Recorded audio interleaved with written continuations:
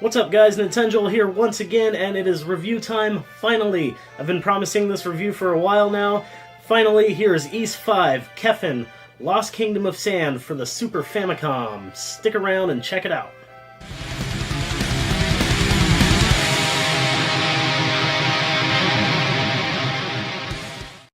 As far as I know, Ys 5 is the only Ys game to not receive a stateside release.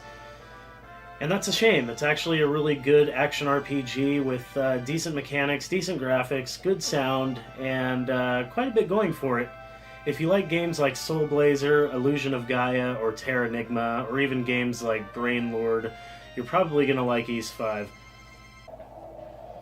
Ys 5 was developed and published by Famicom, who's the same company responsible for quite a few other Ys titles, including books 1 and 2 for the TurboGrafx CD, plus some NES games that we all love and know, like Faxanadu and Legacy of the Wizard. In fact, another game that I'll mention briefly is Brandish. They also were responsible for Brandish.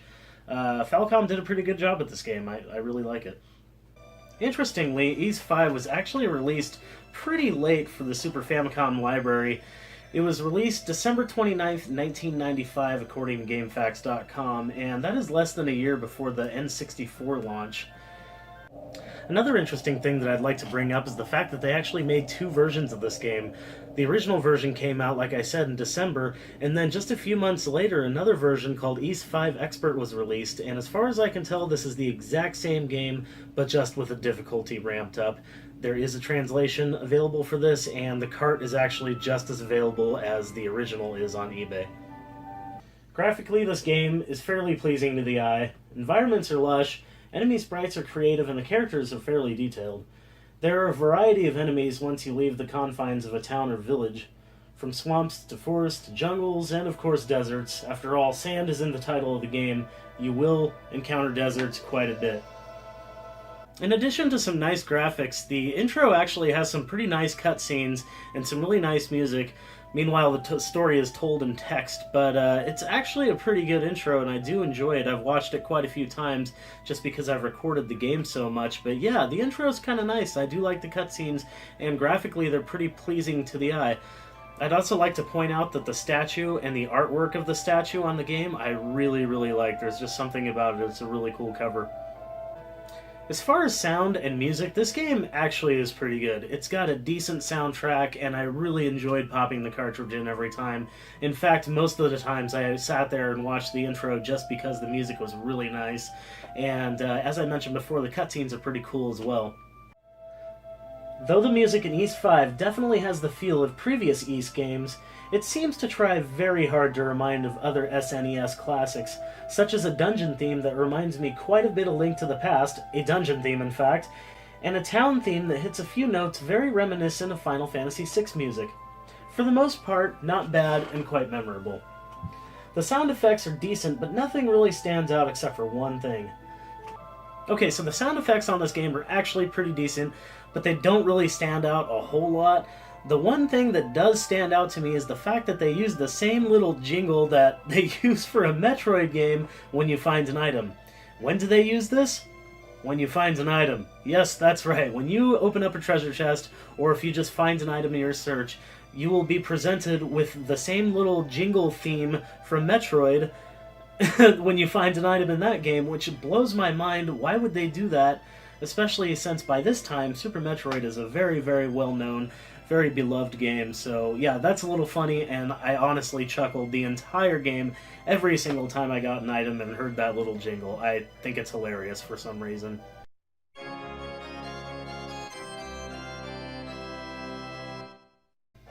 Another sound that stands out to me is the ding-dong doorbell sound that occurs when you gain a level. Your only indication that you've achieved a new level, besides the fact that your health increases. No Final Fantasy fanfare here, folks. Try saying that 5 times fast. Final Fantasy fanfare here, folks. Final Fantasy fanfare...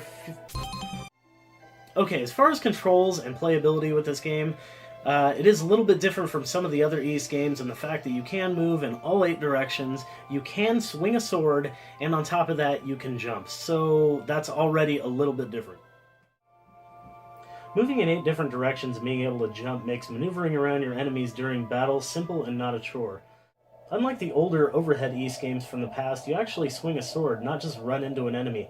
Hit detection is fair, but very much like the older East games, you have to be kind of lined up with the enemy just right in order for your attacks to make contact.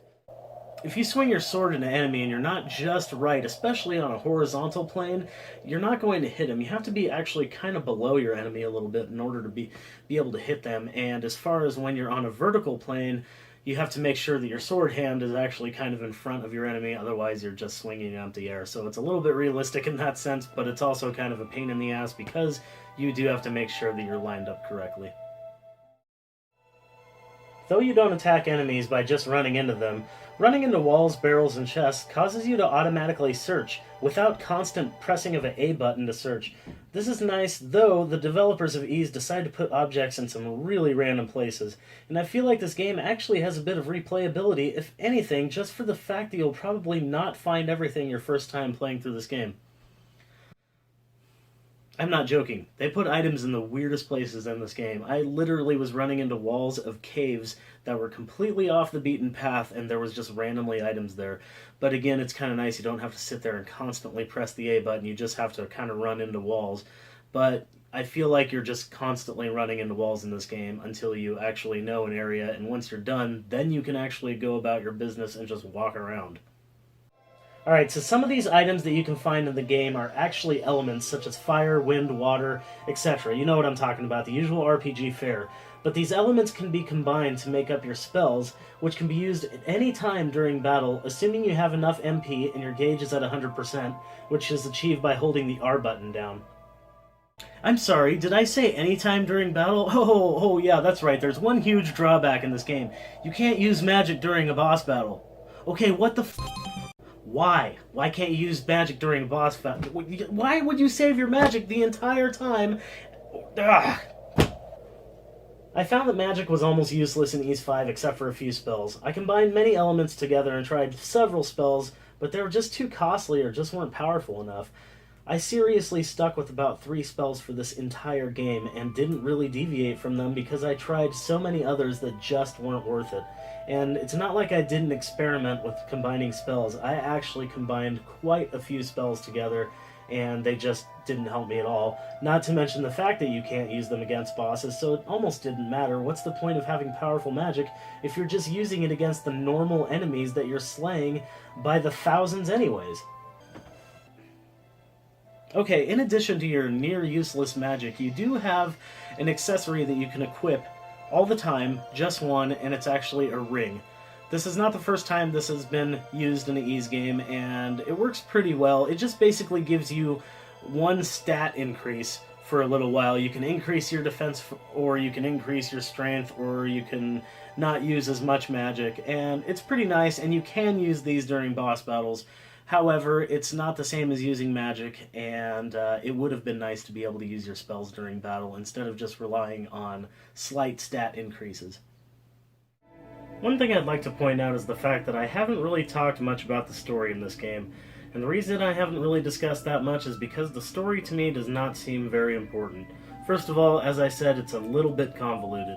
Secondly, this is an action RPG. I compare this game most to Soul Blazer, and it seems like that game also didn't need a very intricate or deep story. You're not going to find deep character interactions and character development that's going to be present in games like a Final Fantasy or, say, a Phantasy Star game. So all in all, although it does have a story and does involve your attention some of the times, it's not really an important aspect of gameplay.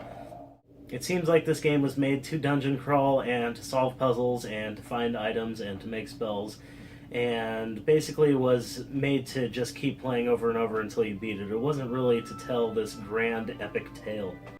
Many of you might be familiar with the team at Aeon Genesis, and that is the team that's responsible for translating this game and many other RPGs and important games throughout the Famicom and Super Famicom libraries.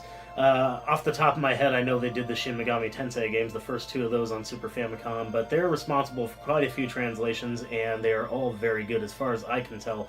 This one seems to be a very good translation. So far I haven't seen anything with the game where there's been broken translations or fonts that don't fit in the boxes or other common things that you see wrong with other translations on other ROMs.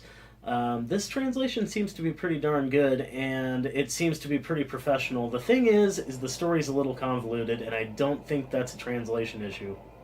Okay, one really funny thing that I want to point out to you is there's this little kid that follows you throughout this game, and you're like his idol, and he calls you bro the entire time. That is the funniest thing to me. I don't know why, but even at the very end of the story, he's like, "Oh, see you later, bro," and I don't know why. It is so hilarious, but the fact that there's a kid that calls you bro in the story just makes me laugh, because I call everybody bro and bruh just to be funny.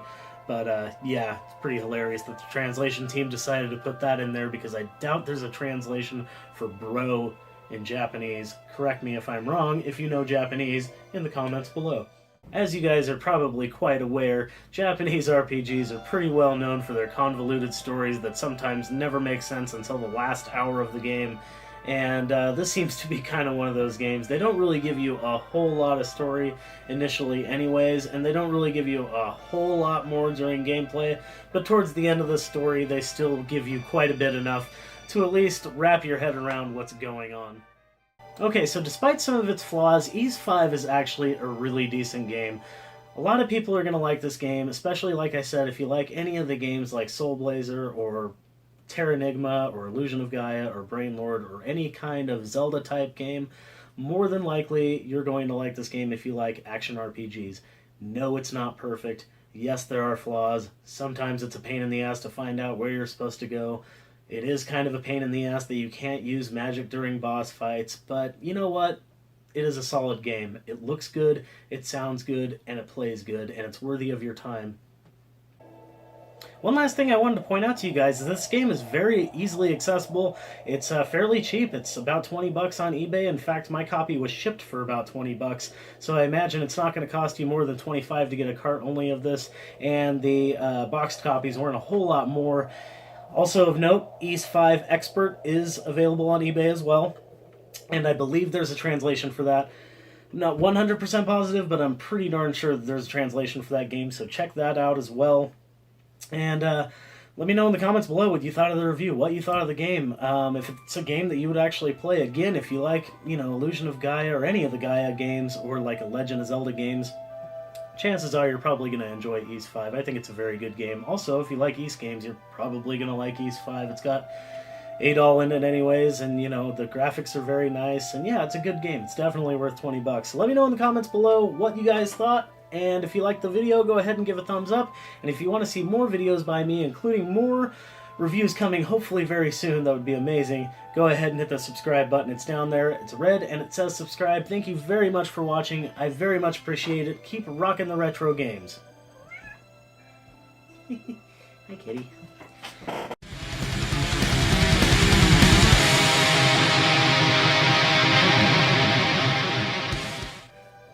Random person in the streets, we're wondering what you think of Ys 5 for the Super Famicom. Comments? Really? Really? Wow. Alright, that's an opinion I have not heard yet. That is actually mind-blowing. I think I'm going to stop being a journalist after this interview. It's just too much. Go ahead and walk away. It's cool.